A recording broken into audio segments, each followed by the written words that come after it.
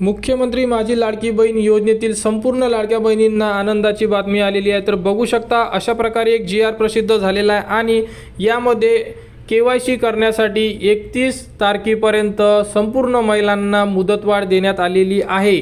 मुख्यमंत्री माझी लाडकी बहीण या योजनेअंतर्गत KYC करण्याची संधी उपलब्ध करून देण्याबाबत आणि 6 फेब्रुवारी 2026 म्हणजे हा जस्ट GR प्रसिद्ध झालेला आहे।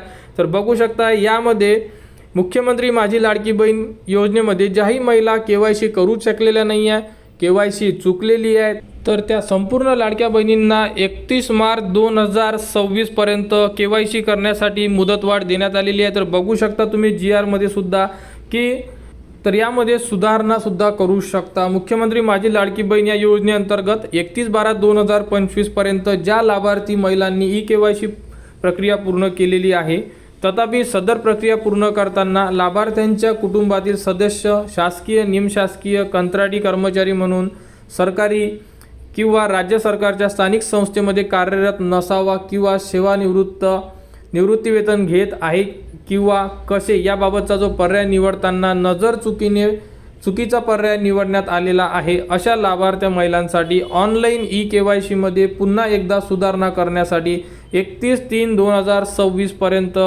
जी ऑनलाईन KYC आहे ही उपलब्ध करून देण्यात येणार आहे। तर संपूर्ण लाडक्या बहिणींसाठी आनंदाची बातमी आलेली आहे। GR सुद्धा प्रसिद्ध झालेला आहे आणि GR आज आलेला आहे। तर लाडकी बहीण योजनेच्या साईटवर लवकरच याबद्दलची संपूर्ण माहिती उपलब्ध होणार, म्हणजे जी ऑप्शन आहे हे उपलब्ध होणार।